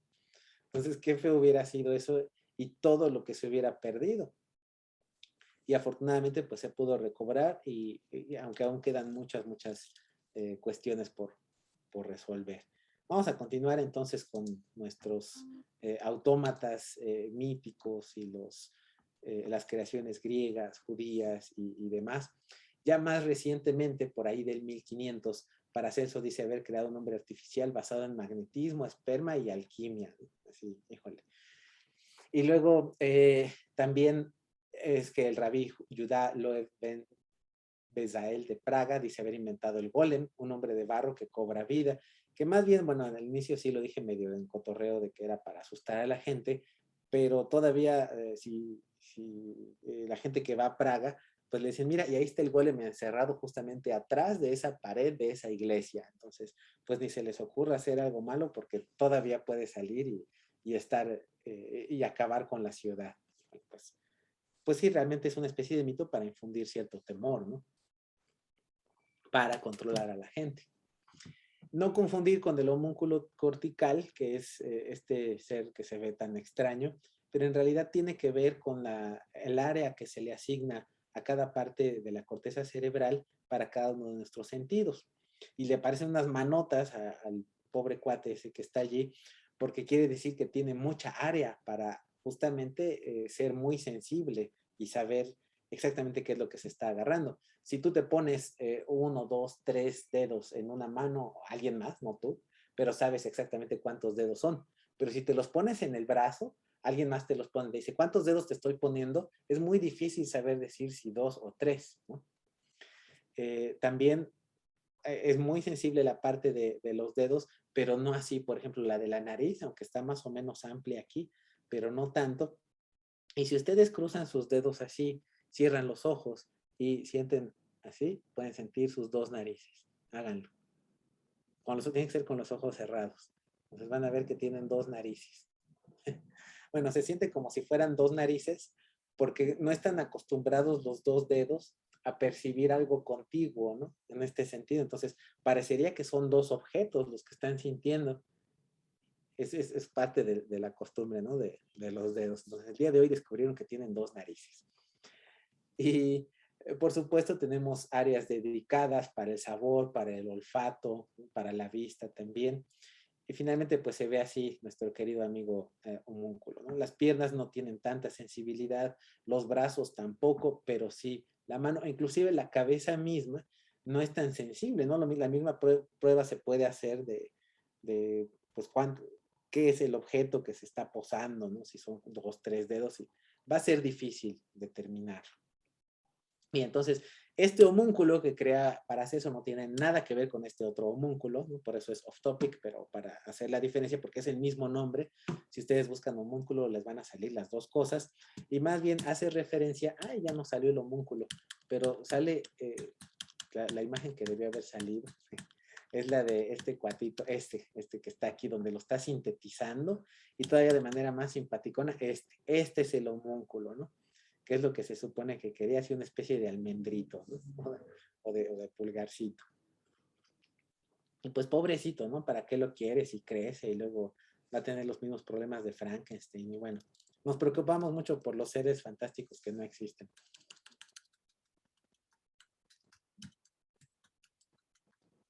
Bien, otro tipo de autómatas que se crearon también desde hace, pues ya no 2000 años, pero sí 1000, son los muñecos japoneses automatizados. Ustedes saben que también los japoneses son buenísimos para la automatización física, para la robótica y todo eso, y entonces esto tiene una tradición muy larga que tiene que ver con los Karyakuri Ningyo. Es interesante el kanji de Ningyo, que significa muñeco, porque tiene el kanji de persona, esta es una persona y esto es forma, entonces un muñeco es todo aquello que tiene forma de persona. Pues vamos a ver en qué consisten estos muñecos especiales que hacían los japoneses.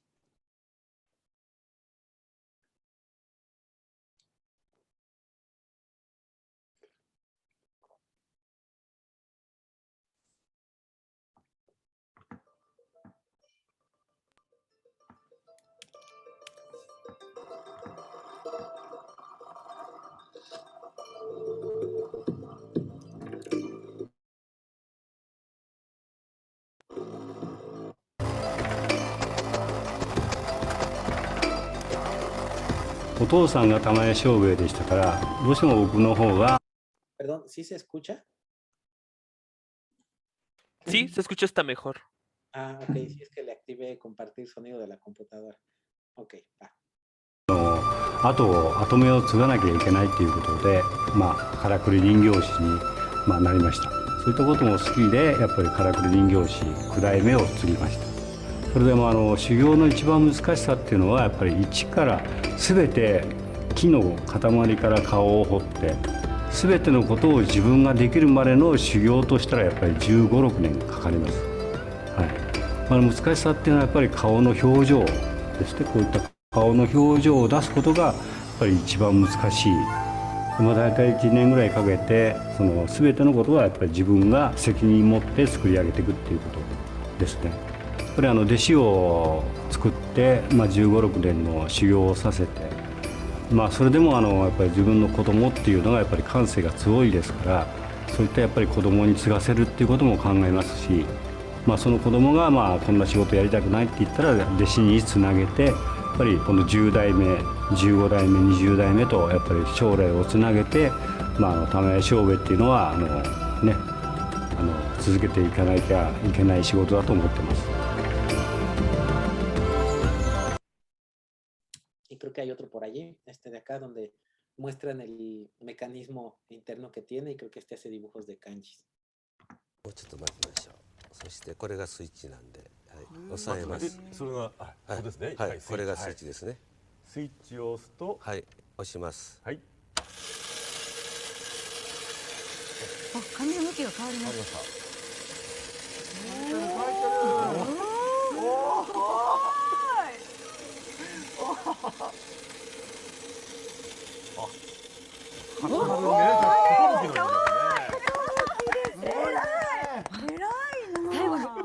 なずきましたね、お人形さんが。素晴らしい。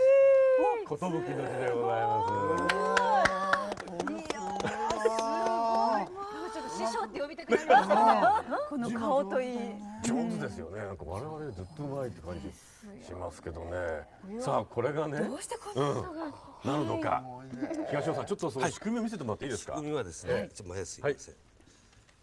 前にですね、こういうカムがですね、ちょっとこちらに来ていただきますか。カムがたくさんあるんですが、これがですね、3枚1組で上下左右前後、この3つ3次元を利用して1つの文字を書くんですね。ちょっとこちらもいいですか、見ても。はいはい。そしてこちらにですね、動力真鍮のゼンマイですね。ゼンマイがありました。これの駆動によってこの向こうの盤が一緒に。もうちょっと待ちましょう。そしてこれがスイッチなんで、押さえます。この向こうの盤が一緒に。Ok, pues esa es como la especie de cuerda que tiene para mover estas que tiene de aquí para dar la forma, son engranes con distinta forma que finalmente generan el movimiento, ¿no? Entonces, pues para que pues la gente diga, yo soy desne sugoi. Bien, no sé si viene otro, creo que ya no. Y pues aquí hablamos, vamos a ver, quitamos el sonido. Aquí hablamos de autómatas, pero que no tienen no interactúan con el medio, sino están preprogramados para hacer algo muy específico. Entonces, justamente ese es el pero, ¿no? Que si hacen algo muy padre y muy bien logrado. De hecho, no sé si alcanzaron a ver el arquero que sí da en el blanco. Entonces, imagínense, ¿no? Calcular toda la tensión del arco, de la flecha, para que dé justamente en el blanco es muy interesante. Y entonces nos preguntamos, ok, queremos algo que interactúe con el entorno. Pues ahí está nuestra amiga Rumba, ¿no? A la cual trapea, o más bien limpia muy bien el tapetito ese que está ahí, pero pues de repente no parece tan inteligente, ¿no? O es la venganza de las máquinas. Pues en este caso, pues bueno, en Japón se duerme en el piso, ¿no? Y llega y pues se le atoró feamente y pues supongo que sí lo jala muy feo con los engranitos que tiene aquí, ¿no? Entonces, pues la venganza de las máquinas. Aquí entonces regresamos a este cuadrado que ya lo conocemos, que es el que hace ratito nos estaba mencionando Javier, del cuadro de Russell y Norvig, donde la parte de arriba está en razonamiento.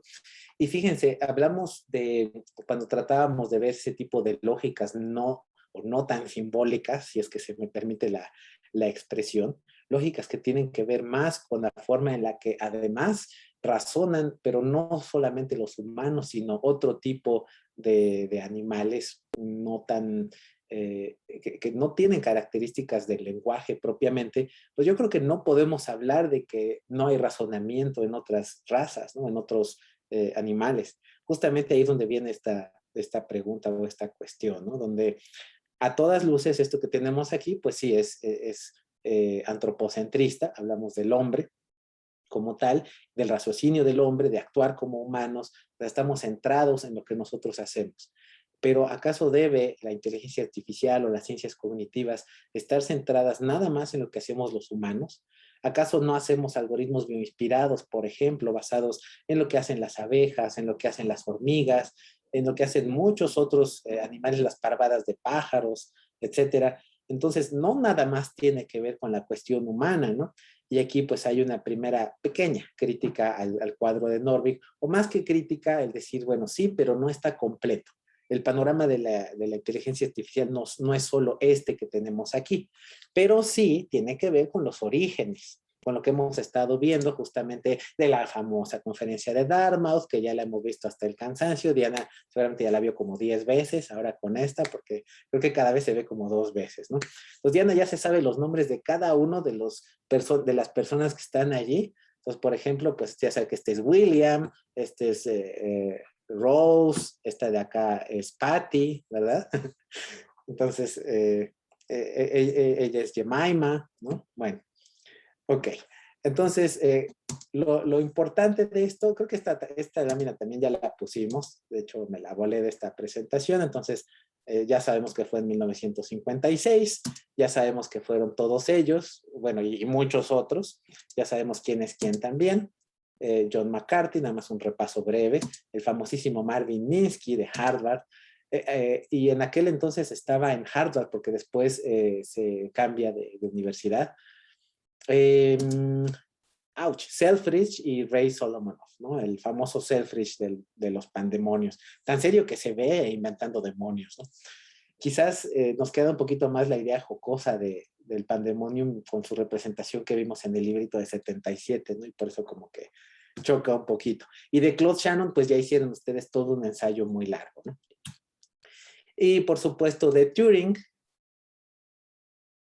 también ya hemos hablado mucho de él, así que pues vamos a pasarnos rápidamente. Aquí tenemos la Ace Computer, que es en la que sí participó para su construcción, pero no fue la primera, ¿no? Y pues la famosa parte de la definición de la prueba de Turing, no la hemos abordado en este curso, ¿verdad? Todavía, la prueba de Turing, o más o menos, ¿no?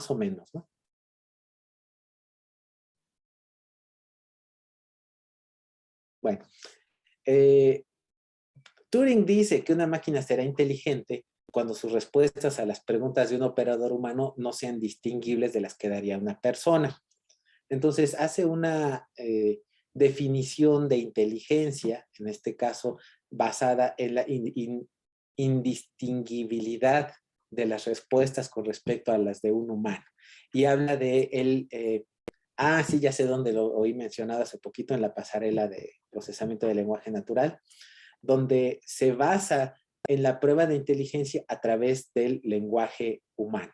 Y bueno, y hablamos aquí de pensamiento humano, de nuevo caemos en lo mismo, ¿no? Ok, y si tienes algo que es inteligente, pero que no tiene el lenguaje, entonces ya no es inteligente. O sea, justamente el punto central aquí es, para que haya pensamiento tiene que haber lenguaje. Y se acuerdan la vez pasada, ¿no? Que pensamos en los focos de nuestra casa, y bueno, eso es pensamiento humano y no hay lenguaje. Y así como en eso hay muchas cosas en las que también no hay lenguaje.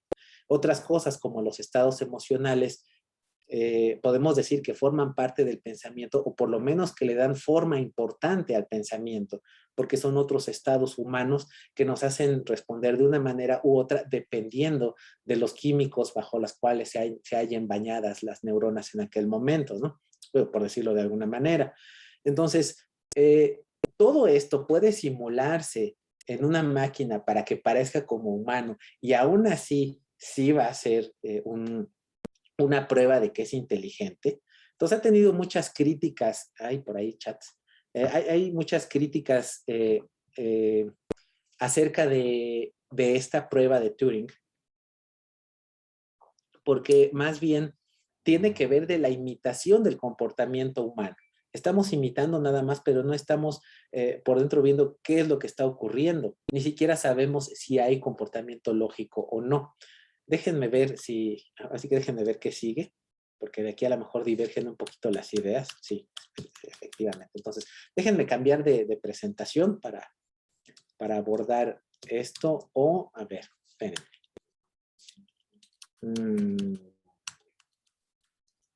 Sí.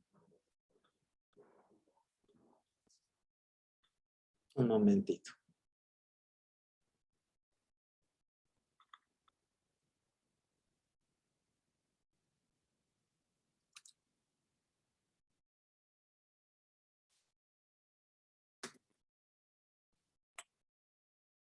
A ver, y quiero abrir dos presentaciones simultáneamente.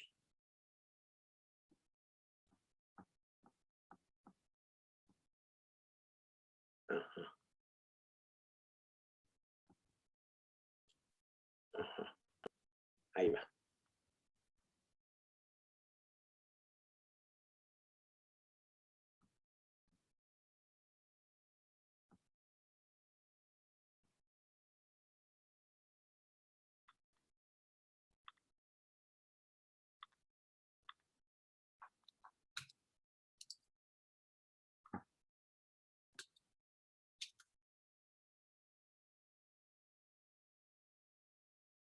Ok, entonces, ¿qué es el pensamiento? El pensamiento va a estar entonces definido por lo que hacemos. Entonces nada más estamos observándolo por fuera, ¿no? Hablamos del conductismo, pero hablamos de las acciones y no nada más del lenguaje, sino de las acciones finalmente que llevamos a cabo.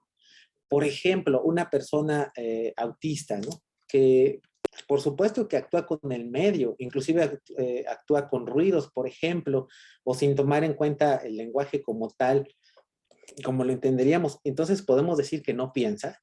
No, porque sí está teniendo ciertas acciones específicas, ¿no? Está teniendo pensamiento. Y en cuanto al conductismo, uno de los ejemplares o de los ejemplos más importantes de esto son las tortugas de Grey Walter desde 1949, donde justamente son pequeños dispositivos, estos que están acá, muy sencillos. Realmente no tienen una programación como tal, pero son dispositivos electromecánicos. Por dentro tienen esto, tienen una batería, tienen bulbos, y tienen aquí una especie de LIDAR, que es una celda fotoeléctrica que lo que hace es ir girando, pero no es un láser obviamente, ¿no? Sino es una celda fotoeléctrica, pero que va buscando la luz. Entonces, en el momento en que la encuentra, se detiene, pero observen cómo además está conectada con este rotor. Entonces, está dando, puede o no dar vueltas, puede estar orientado hacia perseguir la luz o no, esta tortuga. En el momento en que encuentra una luz, se dirige hacia ella, así como, ¿cómo se llaman estas? Moths. Ay, palomillas, ¿no? De estas que se meten luego a la casa y que se van luego a la luz y no lo pueden evitar, ¿no? Hasta sale por allí en alguna película de Disney de que dice, voy hacia la luz y no lo puede evitar, ¡pam!, ¿no? Y se estrella la pobrecita. Bueno, pues así, esto va hacia la luz, pero es un dispositivo electromecánico y aquí podemos ver más o menos cuál es el tamaño que tenían. Y la trayectoria que definen o que realizan es esta. Y fíjense, está teniendo conducta, entre comillas, inteligente, en el sentido de que se le dice, a ver, busca la luz y además te pongo aquí algo que te la bloquea.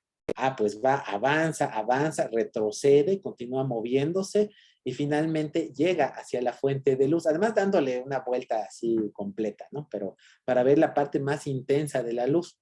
Esta fotografía se tomó con un tiempo de exposición muy largo para mostrar cómo se movía justamente esta tortuga y cuál era su trayectoria.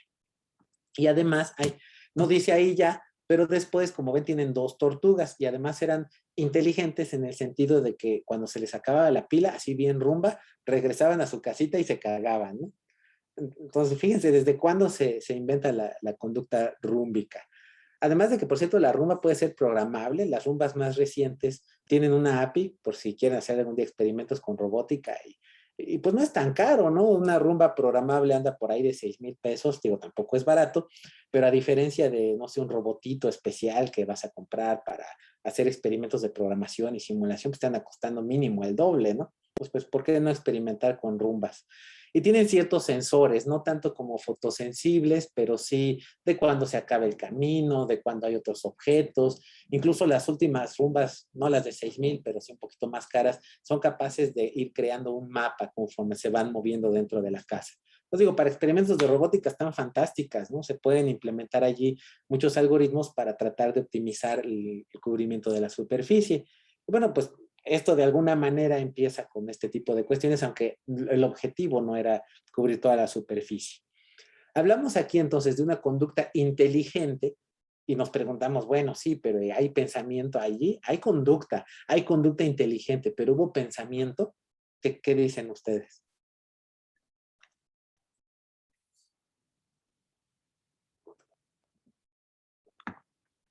Dice, en la rumba, sí, es un aparatito para aspirar. Es la que salió acá, en el anterior, la que se comió el pelo de la que estaba dormida.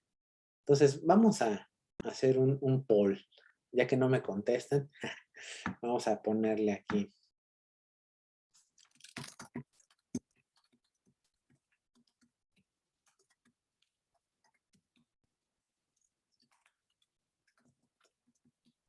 Trivalente. ¿Qué le ponemos en el tercer estado?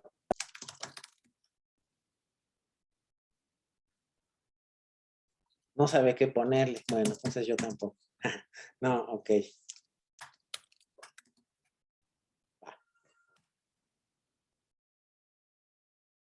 Y un cuarto que diga, ni me importa. No, no es cierto.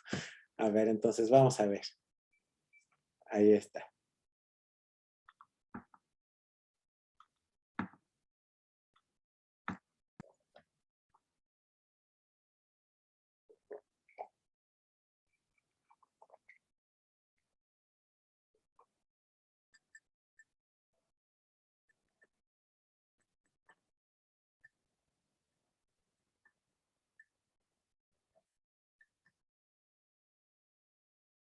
Ay, ya nos faltan algunos votitos más.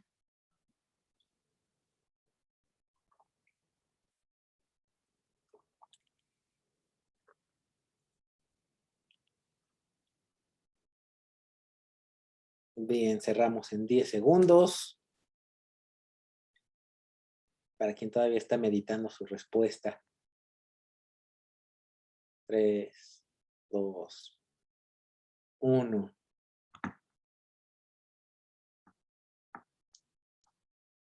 Ahí está, ¿no? Pues la mayoría dijo que no, pero ni siquiera una mayoría muy aplastante, ¿no? Una mayoría así flotante que cree que no. Algunos creen que sí y algunos dicen no sé.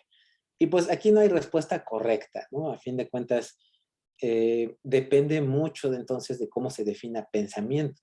¿Y qué es el pensamiento? Pensamiento es asociar dos cosas. En este caso sí está realizando una asociación la tortuga a la hora de asociar movimiento o dirección, hasta propósito, objetivo, tomando en cuenta las condiciones del entorno. Tal vez sea más fácil decir que sí es inteligente. Inteligencia tal vez está mostrando porque tiene un objetivo, lo está resolviendo y se está adecuando al medio. La bloqueas con algo y de todas maneras va hacia la luz. Si inteligencia involucra pensamiento, pues a lo mejor es más tendiente a que no, porque pensamiento tal vez habla de encadenar ideas o conceptos o asociaciones. Y en el caso de las tortugas es una asociación simple, donde no existe este encadenamiento, no existe una representación del entorno. En ese sentido, en términos más computacionales, yo me inclinaría a decir que no, por las definiciones que se suelen tener al respecto. Pero buscando una definición pues que estire mucho esto de qué cosa es pensamiento, bueno, tal vez podemos pensar que sí, ¿no? O sea, no puedo decir, no, están mal todos los que dijeron que sí, efectivamente se puede argumentar tal vez porque sí, pero en términos usuales de la definición de pensamiento se habla de encadenamiento de conceptos, representación de conceptos, de información. A lo mejor todavía podemos decir que hay, entre comillísimas, pensamiento en la rumba porque está creando un mapa, porque tiene una representación del entorno y entonces ya está respondiendo en relación a ello. Ahí hay por lo menos algo que quizás sí podríamos llamar un poquito más como pensamiento, ¿no? Bien, y otra cosa, perdón que no avanzó la lámina, y otra cosa que hacían interesantes estas tortugas es cuando una se ponía un foquito y la otra en la fotocelda, entonces parecía que la seguía por todo el cuarto, ¿no? Así como un perrito buscando la colita del otro perrito, así por todos lados, ¿no? Entonces, pues parecían como seres vivos, ¿no? Quizás muy, muy simples, pero pues era entretenido todo este trabajo de Grey Walter. Si les interesa pueden buscar videos en YouTube, así Grey Walter o Grey Walter Tortoises y las van a encontrar. No les llamaba turtles porque creo que eran como de tierra y no me sé bien la diferencia, pero en inglés turtle creo que es de tierra y tortoise es de agua, o al revés. El caso es que estas se llamaban tortoises. Distinción que no tenemos en español, así que es un concepto así difícil de separar. Bueno, me lo llamamos tortugas de tierra y tortugas de agua, pero ahí está un ejemplo, ¿no? De concepto escindido en otro idioma que para nosotros es el mismo. Bien, y entonces, de nuevo, híjole, qué difícil, ¿no? Qué tamaño trompo a la uña nos acabamos de echar el día de hoy. Entonces, ¿qué cosa es el pensamiento? Y fíjense, aquí hablamos de lenguaje de nuevo, porque si se fijan ustedes, todo el tiempo nos estamos hablando y nos estamos diciendo de cosas. Pongan mucha atención a esas cosas que nos decimos, porque eso le da forma a cómo vemos el mundo. Si todo el tiempo nos estamos diciendo, ay, mugre, mugre contingencia, ya estoy harto de la pandemia, qué feo está esto, ya quiero salir, estoy harto y quiero disfrutar con mis amigos como lo hacía antes, quiero salir al bar, etcétera, ¿no? Entonces nos estamos destruyendo el presente porque por estar con ese pensamiento diciéndonos cosas negativas, pues vamos a terminar creyéndolas, sintiéndolas y sintiéndonos mal por eso. Digo, tampoco es así que mágicamente te dices cosas bonitas y ya la hiciste, ¿no? Pero si se sorprende uno diciéndose cosas feas, atacándose a sí mismo, tonteándose, ¿no? Porque pues, en cualquier momento todos podemos cometer algún error, pues detenerlo así, decirle, a ver, espérate, ¿por qué me dices esas cosas, no? Detener ese tren de pensamiento, sí se puede, y cambiarlo y reorientarlo. Y eso a lo mejor no va a cambiar el mundo exterior, pero sí va a cambiar mucho la forma en la que vemos el mundo exterior. Y entonces, aguas con ese diálogo interno. La meditación, no sé si viene algo hacia acá. Bueno, ahí está el diálogo interno. La meditación justamente es una de las cosas a las que nos invita, el detener ese diálogo interno y dejar nada más que fluyan los aspectos sensoriales, los recuerdos, a que emanen los sentimientos que están almacenados y a que no se les dé forma específica de acción, sino a reconocerlos, observarlos, sentirlos, como es una especie como dejarse ser. El lenguaje de alguna manera nos está encuadrando dentro de conceptos que no necesariamente son los que corresponden a lo que tenemos más interno. ¿Por qué? Porque cuando nosotros queremos darle voz a esos pensamientos, tenemos que utilizar palabras y estas palabras ya no son mías. Cuando yo le doy una palabra a un concepto interno, tengo que tener cuidado, es una especie de interfaz la palabra. Entonces, en esta interfaz tiene que haber ponerse de acuerdo con el receptor. Si yo digo una palabra es porque el receptor tiene un concepto más o menos similar. Pero si yo tengo un concepto para el cual no existe una palabra que yo sepa que el otro va a recibir, entonces simplemente no se usa la palabra. ¿Qué pasa con mi concepto interno? Se desgasta, se le quita importancia. Entonces ese es el problema del lenguaje, que nos limita los conceptos internos que podemos tener. Un ejemplo muy burdo de esto son los conceptos que existen en otras lenguas y que en la nuestra no, y que involucran no solamente aspectos que definen al objeto con propiedades, sino además sentimientos que están alrededor de dicho objeto o incluso referencia a ciertos sentimientos muy específicos. Ejemplos de ellos son cafuné en portugués. Cafuné es como hacer así de otra persona, le pasas los dedos como que lo peinas, ¿no? No hay una palabra como tal para eso, aunque entendemos perfectamente de qué se trata. Pero observen cómo se los tuve que decir. Tuve que definirlo, es tomar la mano, ponerlo entre los cabellos de la otra persona, hacer una especie de caricia, pero que se entrelaza con el cabello y además hacer la acción. ¿Qué pasa? Que entonces este concepto como tal, aunque lo tenemos, no va a tener la misma importancia que en portugués, porque en portugués hay una palabra. Entonces, sale un poco más de manera cultural y entonces puede decir, ah, pues hazme cafuné. Ah, pues sí, cómo no, ¿no? ¿Y qué implicaciones puede llegar a tener eso? Pues todo el sentimiento que se despierta, tal vez aquí a lo mejor decimos piojito, pero no es lo mismo, ¿no?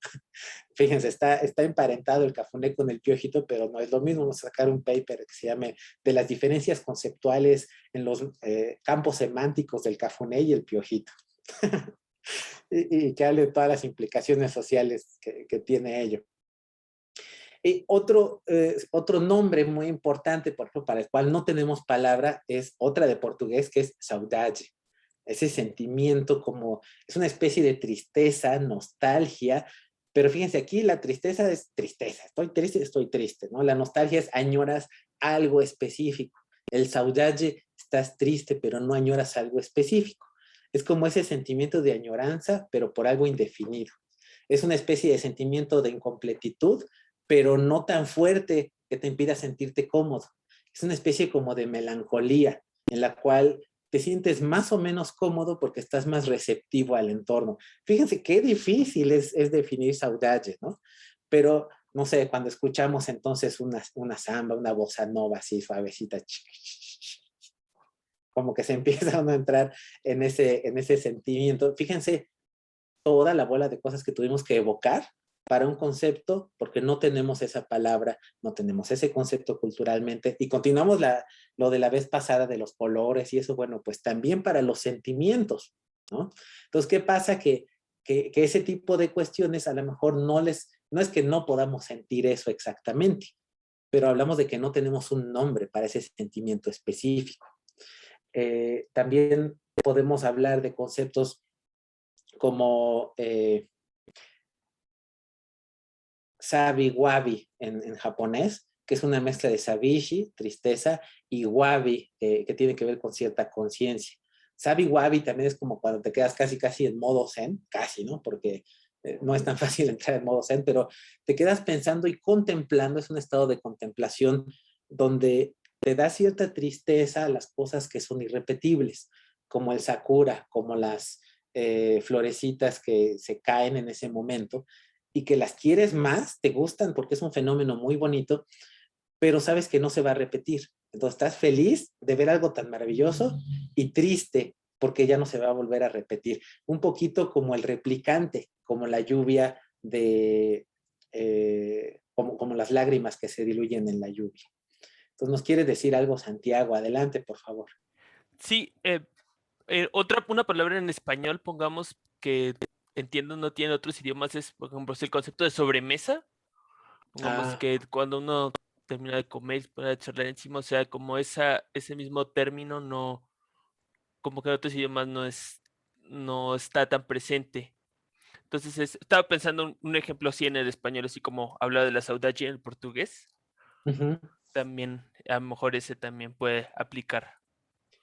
Y es difícil explicarlo, ¿no? Así, bueno, ¿y qué? ¿A poco terminan de comer y se quedan ahí las horas? Explícaselo a un japonés, ¿no? Que llega, baja, se va al combini y se toma su sopa y ya terminó de comer y se regresa a trabajar, ¿no? Y digo, suena exagerado, pero en serio hacen esos ruidos, ¿no? Cuando comen su sopa. Entonces, pues sí, Santiago, como dices, pues explícaselo a alguien así que dice, bueno, es que eso es pérdida de tiempo, ¿no?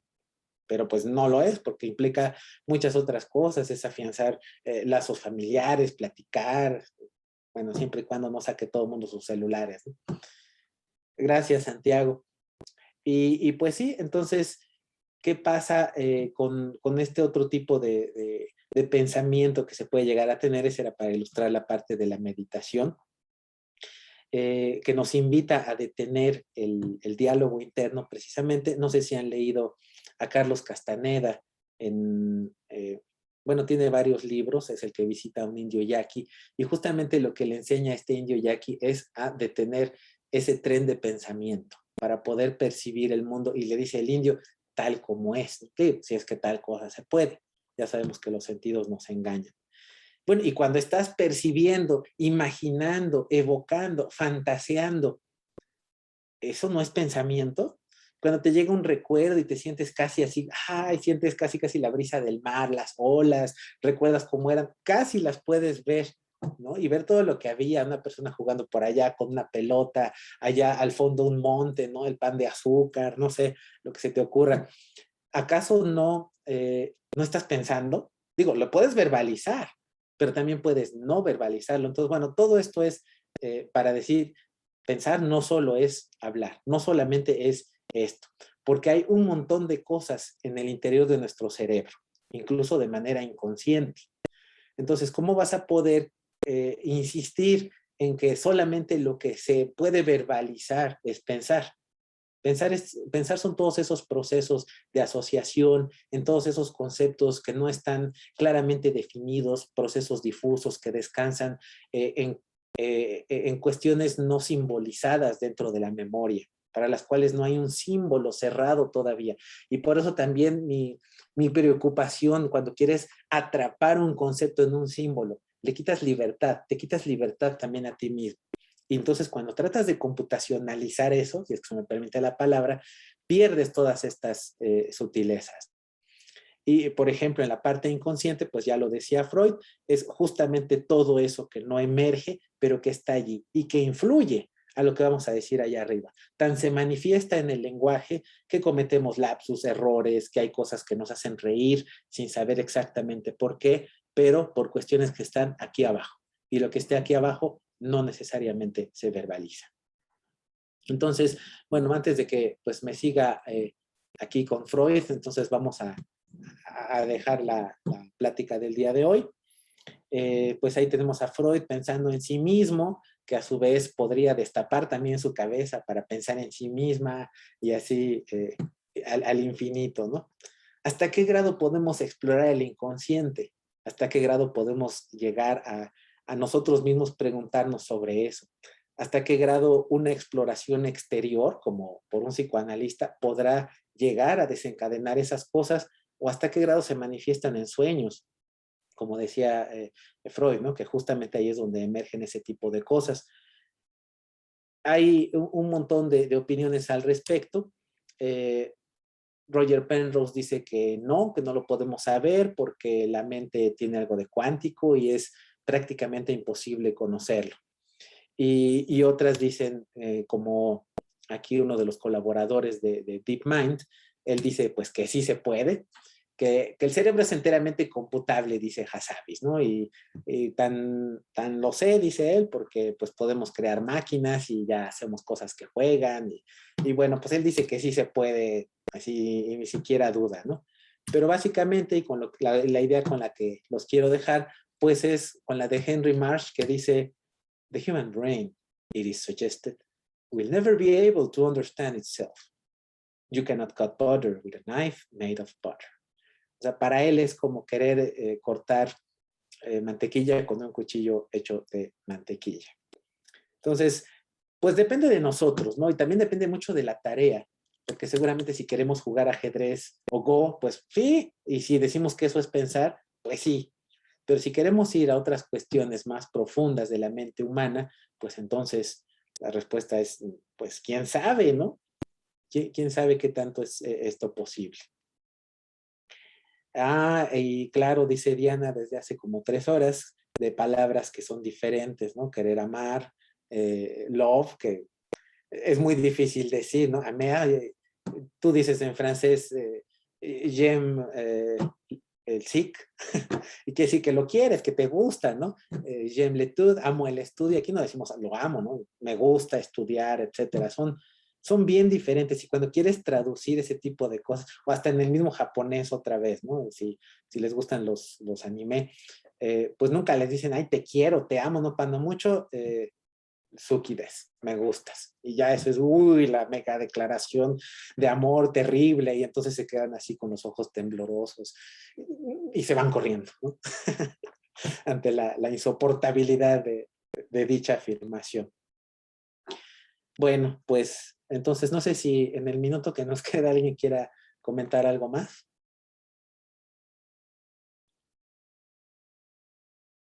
No.